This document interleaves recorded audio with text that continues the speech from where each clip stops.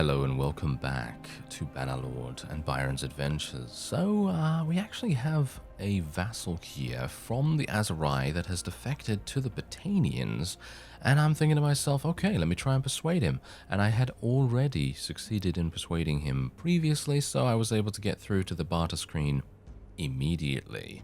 And now, as you can see, we're actually able to spend 148,000, and that is going to enable us to get him to join us. And I think we're actually going to do that. There you go. We're going to gain some calculating as well. So here is where we currently are.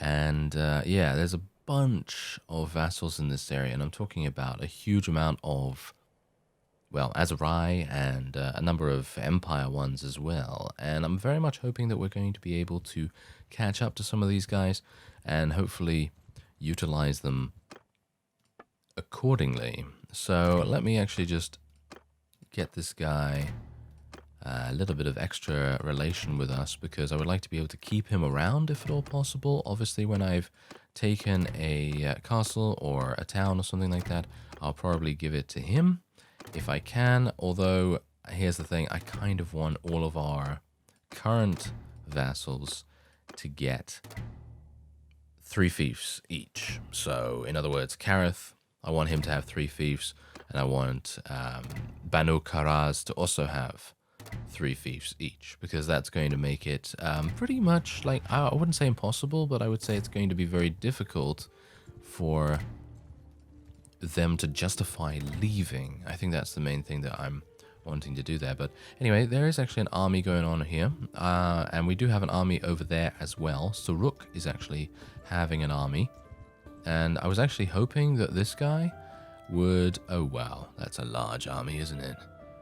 Oh, dear. They're actually wanting to besiege Kasira. Okay, well, that's good to know. Anyway, we're going to go and fight these guys ahead of time.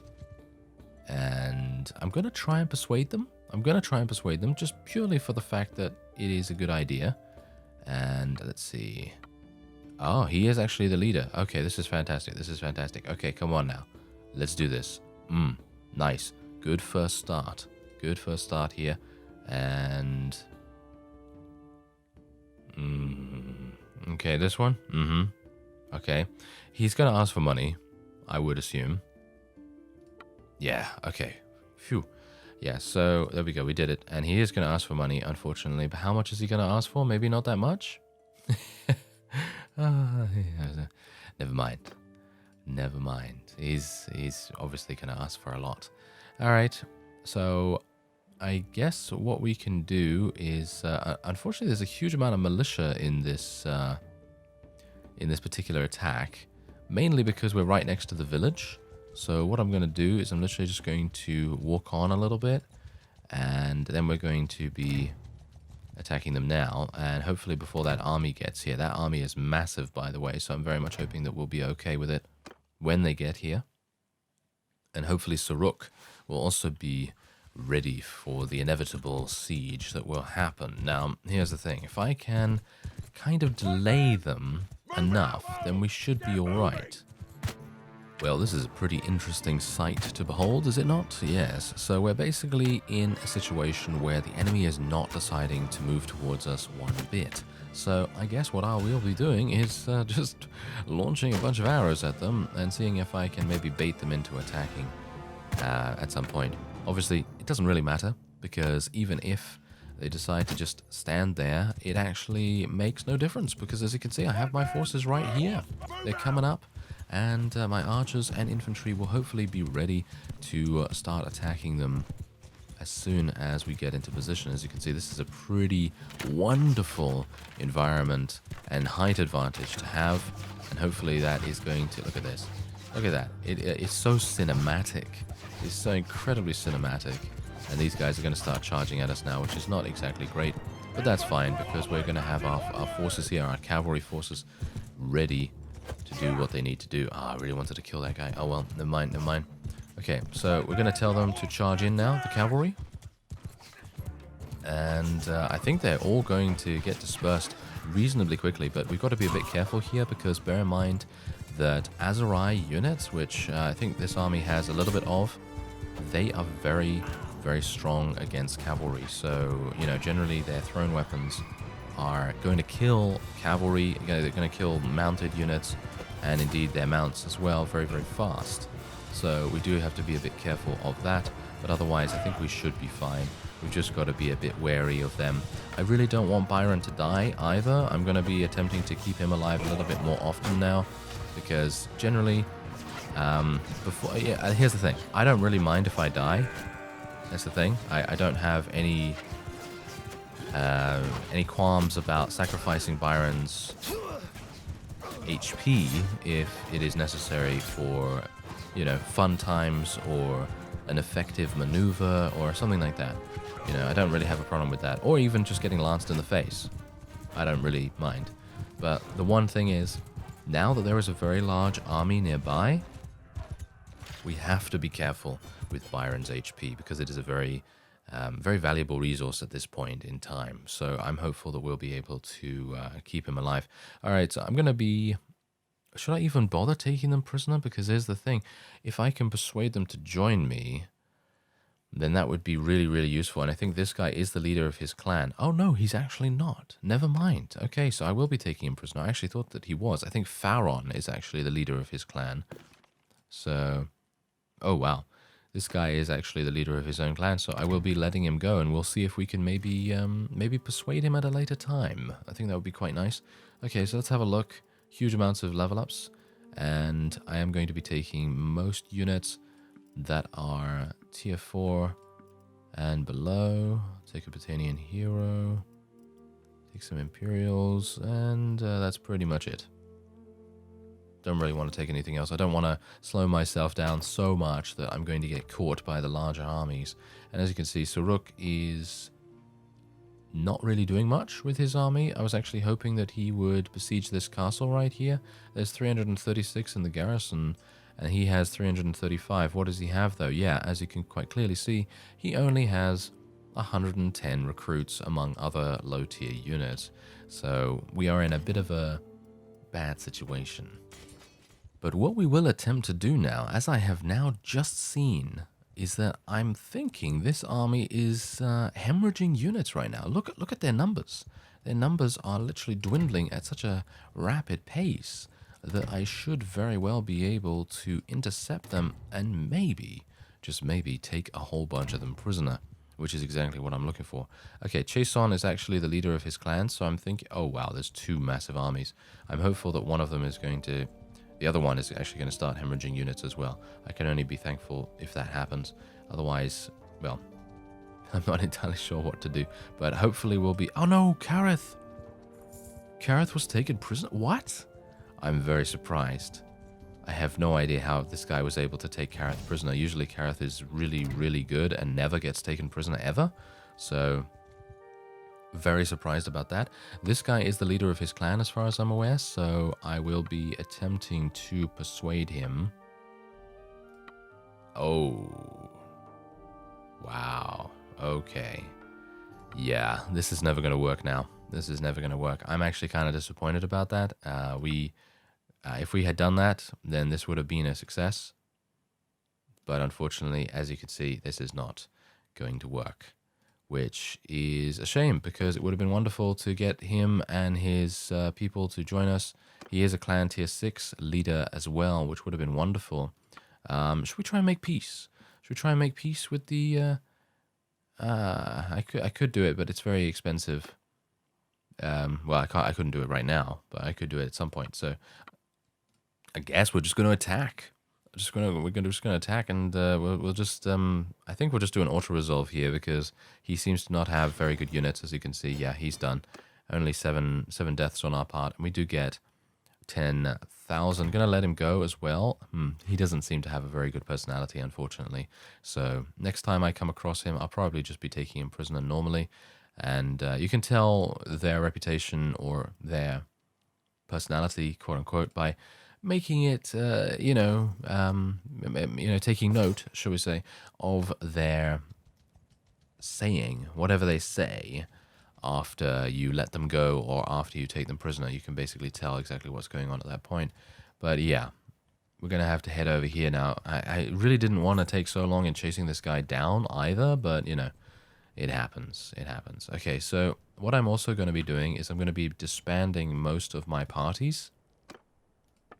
Because I don't know whether you've noticed, but they seem to be having some issues. So I'm actually going to disband Bruce's party here. Yeah, I don't even know what's going on with these guys. I'm going to disband his party. And hopefully he'll go somewhere else. Adram is walking at 3.1. That's surely not right. He must be going through forest or trees or something like that. Because he's surely much faster. Yes, 4.2. We are walking at 4.4. So I should be able to say hi to him relatively quickly. And come on now. Get him. Get him. Almost. There we go. Okay. Phew. Okay, so Talos has actually now... What? Okay, so here's the thing. I have no idea why these vassals are running into fights that are super weird. I don't know why you would fight these guys, really. It's kind of strange. But I guess, you know, if they want to do that, then they want to do that. So we're just going to try and persuade this guy. As we have many times before, I don't think he's going to be joining us for any less than 2 million or something like that. But we can always try. Yeah. No. Yeah. I thought not, but you know. It's a good idea just to try and see whether you can, you know, be a bit cheeky with your persuasion attempts. Okay, so this guy is clan tier 6 leader. That's exactly the reason why they're really difficult in my opinion. And I guess we'll let him go. And he has kind of a neutral personality by the looks of things. So I suppose that's all very well and good. But yeah, would have been nice to get him to join us. Oh well, never mind. Okay, so otherwise we're going to be taking all of the cavalry that I can potentially persuade as well. That's obviously going to be extremely useful for us. And let's now move on to Akbar Castle, which is going to get taken really, really fast, but don't think that really matters. I don't think that really matters at the moment. Okay, so let me just have a look at my parties here. Okay, so they're still not doing anything really. As you can see, they're losing a huge amount in the siege here, which is actually quite surprising considering the castle does not have a very significant garrison at all. Only had about 75 units or so. And as you can see, there's a huge amount of Azerai vassals in the area, but look at these guys. They only have about 56. And this is the... isn't this one of the guys that defeated Kareth or something like that? It's kind of weird. You know, it's kind of weird to see those guys running around with like 50 units, being able to defeat someone as powerful as Kareth. Maybe he wasn't that powerful at the time, or maybe he had, you know, been preyed upon by multiple enemies. That might very well be the case. But yeah, somewhat disappointing to see that. Anyway, we're just gonna level up. Gain some more power levels here, and then we're going to see what Garrios decides to do. Alright, so we actually have a Batanian army right here, and I don't know whether you can notice, but look at the power levels. Yeah, look at the power levels. This is pretty crazy. I'm going to try and persuade this guy, because I think he is his clan leader. Yes, he is, and this is a clan tier 4, and I'm thinking we might very well have a chance to persuade him. So let's try and see whether that is possible, because if it is, we're going to significantly weaken this army, and then as a result, we should be able to defeat them. Yeah, there we go. 61%. The 61% chances are never really that good for me, but let's have a look. Oh, wow, no. Not in a million years, not in a million years. It's kind of unfortunate, really. I would have very much liked to have him, and he only has 123,000 in his coffers, so it would have made sense for him to actually join me at this point.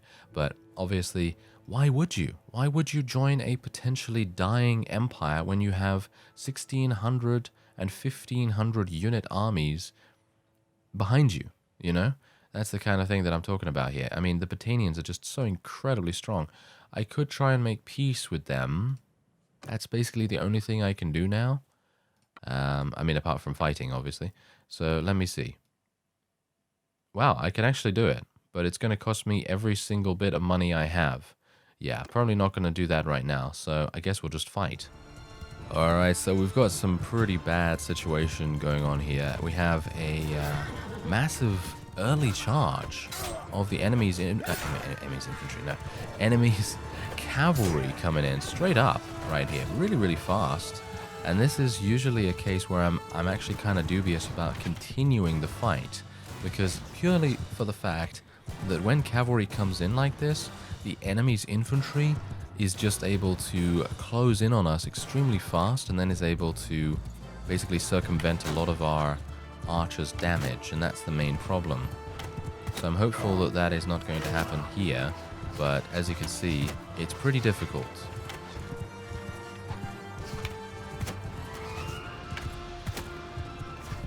But we can only try, I guess. Let's get my infantry down there a little bit. My archers are not in the best possible position. I was kind of rushed in the first initial formation making, I guess you could say, the commands. And it seems like we are actually doing quite a bit of damage here, which is very nice to see. And hopefully, as I've said before, hopefully Byron will not die. We don't want him to die. And even though I'm taking these kind of risky maneuvers here, it is kind of important that he doesn't. Ooh, that was a berserker right there. Yeah, a bit dicey.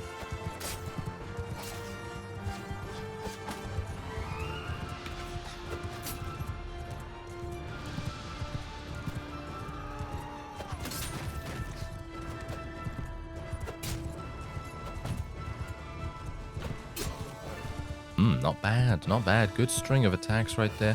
And now what we're going to do is, because they have such a large army, of course they can't have every single one of their reinforcements on the battlefield. So what I'm going to do is I'm going to tell my forces to kind of hold position back here. We're also going to... Oh, do I have any infantry on the battlefield actually? Yes, I do. I have a huge amount still, which is very good. We're going to continue keeping our forces round about here. I'm going to tell my archers to hold position a little bit closer to the infantry if I possibly can. And we're going to just consolidate our cavalry and then tell them to charge back in again. Don't really want them to split up too much, because their power is in staying together and working as a unit.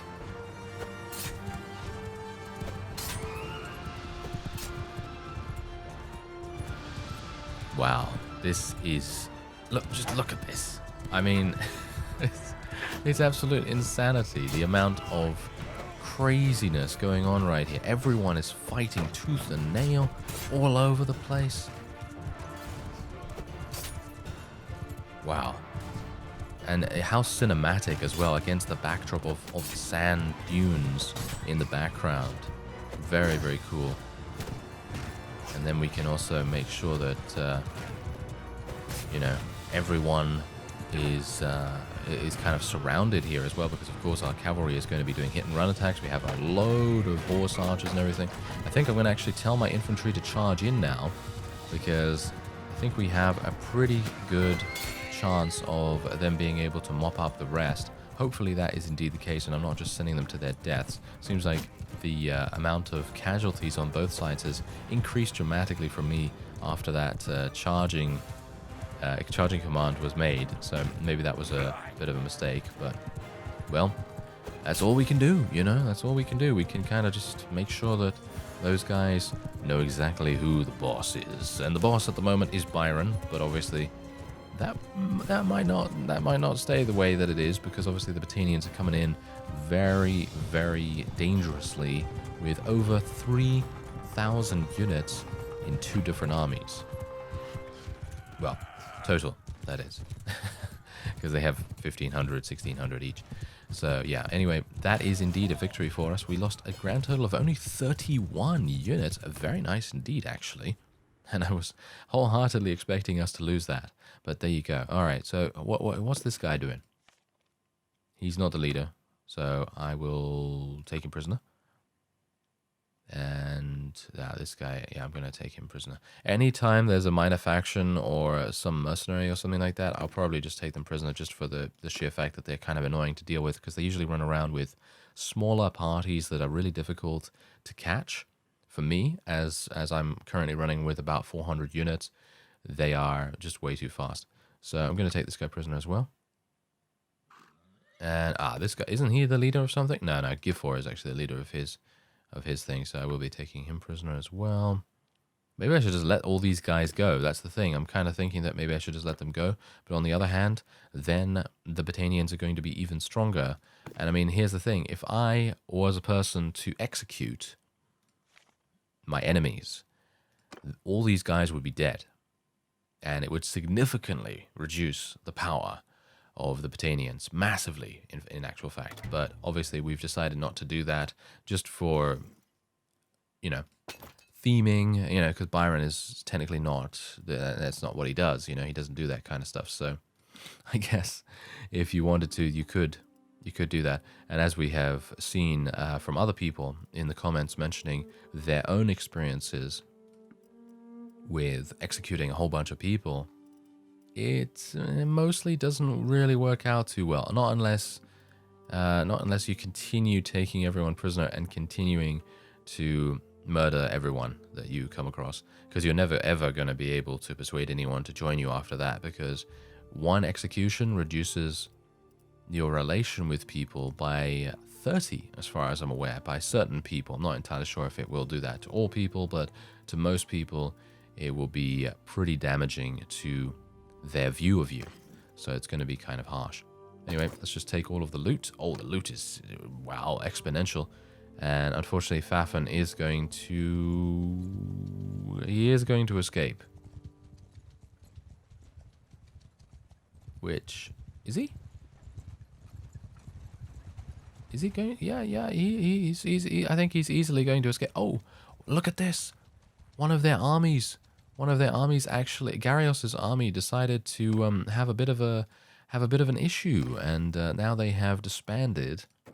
So this gives me an opportunity. Oh, yes. This gives me a very good opportunity indeed. So let me actually just find my Khuzait units right now, because I want to use my war horses to upgrade them. Okay, so these guys decided to attack me, and they are from the Vlandians. Yeah. I was actually hoping now that we had a couple of vassals in tow behind us, that we were going to, well, maybe have a little bit of reinforcements here and there. But unfortunately, that doesn't seem to be happening for some reason. I don't know why they're so weirdly not here. I mean, most of their fiefs that they own are down here in Aserai territory, so they theoretically wouldn't be running up and down all over the place. They would just be running around here. But maybe that's the problem. You know, maybe that is indeed the problem, because maybe what's happening is that they're only able to recruit Aserai units, and indeed volunteers for the most part. You know, tier 1 units, nothing too powerful, and as a result they are getting themselves taken prisoner very, very easily, and that could very well be the problem. So here's now a bit of an issue here. We're going to have to tell my cavalry to charge in. Look at these guys. They're charging straight in. This is a big problem for me. I'm not entirely sure how I'm going to do here, but we're going to just have to try our best and use my spear. Got to be a bit careful here, though, because Vlandians have a huge amount of lancers. I can only be thankful that my archers are doing a good job so far.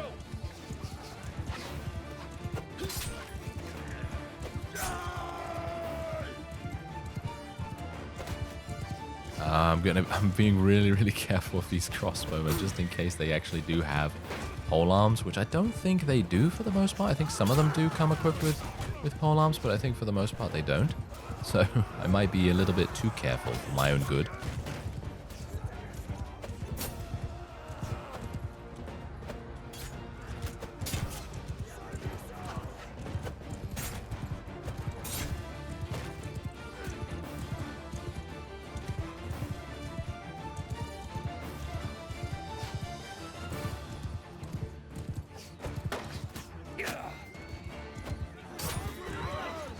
Well, it seems as though my forces are actually destroying them in multiple different ways.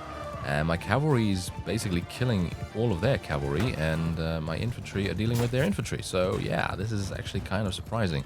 I would not have expected this, considering we were even in power levels. But I suppose the AI just, you know, blindly charging in pretty much was not exactly good for them, was it? No, not exactly good. So I think what I'm going to do, once again, as I did last time, is we're going to consolidate our cavalry. We're going to bring them back all together. And then we'll be making sure that they are probably the most powerful they can be. Oh, yes. Now, this is a bit of a problem. Okay, yeah. I see what the issue is right here. The enemy crossbowmen are now all spread out, all in this area, and they are making things very, very difficult. Not entirely sure what we can do about this. Okay, I guess I'll just tell my cavalry just to charge in once again.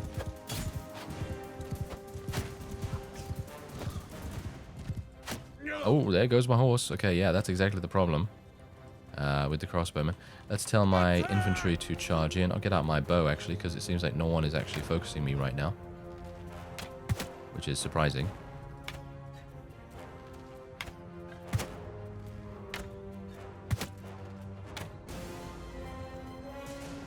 And I think that's probably it. I'm hopeful that that is actually it, because these guys actually engaged me. I did not engage them, which is surprising in itself, because I thought to myself, oh yeah, you know, I don't think I'll be able to really beat that Flandian army. But then they split off into multiple, I mean, obviously we saw that. They split off into multiple units, I guess you could say, and they're all much faster than I am when they're separated, you see, and that's the main reason. However, they decided to engage without Garrisons nearby, and I think that's the main reason why they have taken such a battering from us at this point. There's a horse. Hello, horsey. Yes, there we go. Oh, it's actually a full health one as well. Wow, that's actually kind of impressive. Anyway, that is indeed a victory for us. It is just going to take a little bit of time to mop up the rest. And there you go. There's a victory for us. And we took another 27 casualties. Well, actually, not even too bad. Not too bad. We killed 653 units, and we were able to take a pretty decent amount of plunder. But unfortunately, I still think that the plunder is not scaled enough. Obviously, bear in mind that I am still playing on 1.4.0. I have not updated, and there has been a recent update that was actually very significant indeed. Obviously, I will be updating when I can, when all the mods that I'm currently using have also been updated to that level. So mostly Bannerlord Tweaks and ModLib and a variety of others. And yeah, they will be updated in due time, so don't worry about that. Anyway, in Galfa, he is the leader of his clan, but he is kind of I mean, as you can see, he's pitiless.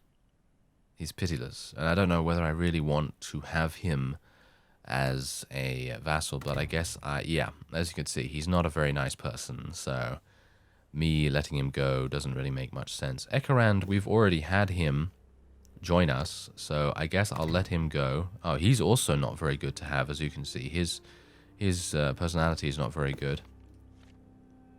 Oh, this guy. Okay. What? What's up with these? What's up with the Vlandians? What's up with the Vlandians? All their personalities are awful. They all seem to be pretty terrible. Okay. Yeah, we'll take this guy prisoner, I guess. I mean, maybe. Maybe I shouldn't have taken him prisoner. That might have made no sense, considering I actually do want to try and persuade Garrisons to join us. I think I have actually persuaded him successfully beforehand, so maybe it wouldn't make much sense. I don't know. But otherwise, let's take a look here. We've got some caravan guards potentially, Vlandian knights, light cavalry, and as you can see, I'm still trying to take as many tier 4, tier 3 cavalry as I can get my hands on, because, you know, as I've said, I would eventually like to have an army that is solely comprised of cavalry, where we actually have about 300 or so purely cavalry units, which would be pretty fun, actually. So if we can make it happen, then that would be very nice. It would be very nice indeed. Alright, so let's just continue onward here. Oh yeah, give me all that. Oh yes, very nice amounts of horses right there. Okay, so yeah, as you can see, Garrisons was actually just running back there. He wasn't really doing much. And we also have Prindor's army coming to besiege Medini Castle. It's kind of weird. that they're wanting to attack that. Oh, this guy's walking slower than I am. That is hilarious. That is so hilarious. I can't believe that he's actually slower than I am. Okay, so that means that I will be able to say hello. And wait a minute. Is he actually walking faster than me now? What? Okay. That is super weird. I think it's because his troops are now being wounded again and again and again. So I'm hopeful that I will actually be able to catch up to... Yes, there we go. Now we can start catching him. It seems at night I am faster than he is, but otherwise he is faster. Okay, so let's see. Wow. Oh, I thought to myself, oh, 55% chance? No way. Never going to work there. But apparently he is willing to listen. Ooh, ineffective. Okay, come on now. Okay, yeah, there you go, 94% chance. But I really wanted to get that 61. Oh, never mind. He actually joined. He actually joined. Okay, well, that's pretty good. Does he bring anything to us? Yes, he does. He actually has a castle, which is in the middle of absolute destruction enemy territory. No way I'm going to ever be able to do anything there. As you can see, however, all of my places in the north are being taken because I just haven't done anything to defend them. That's just the way of things, unfortunately. Almost 1,000 units there. Wow. Yeah, these garrisons are just crazy. Ooh, it seems like we've taken the castle. Fantastic. Look at that. It seems like Saruk actually took the castle. That's really cool. Okay, so I'm going to give this to Talas. Apparently. Because Garrisons has obviously just joined, and he has been proven in the past to be a bit of a faction hopper. And I think Talas might stay with us if I give him something. I mean, I'm not entirely sure. Seems like this army is going over here to besiege this castle, which currently has 664. Oh, and look at that. They've just lost cohesion. That's crazy. All right. So it seems like we might very well have a good opportunity to try and pick off a couple here, but we'll try and do that in the next episode. I thank you very much for watching, and I will see you next time.